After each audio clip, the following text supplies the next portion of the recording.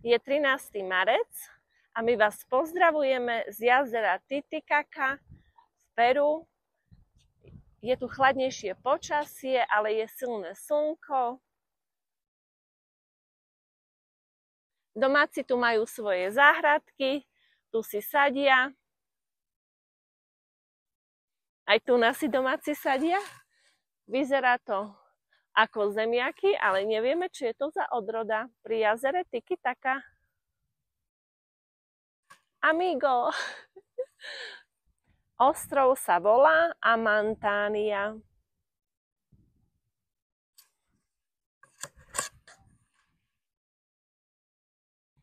Domorodci Amantánia. Minimarket Amantánia. Pozrite, ako predávajú kuracie prsia. A takúto majú tržnicu. A takto si to tu predávajú.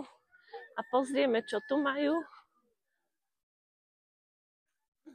Čo to? Aha, CDčka. Marakuja. Marakuja. A bielu kukuricu ešte ukážem.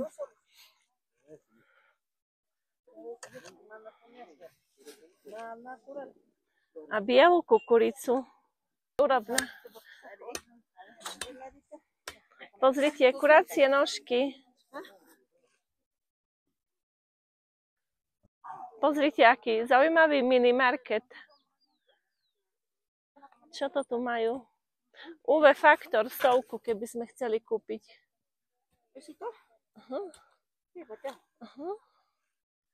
Toto a toto je... Aha, na klby, hej? Zorianku.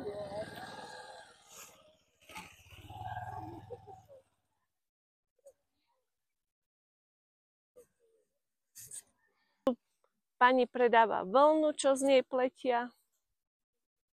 Čiapky.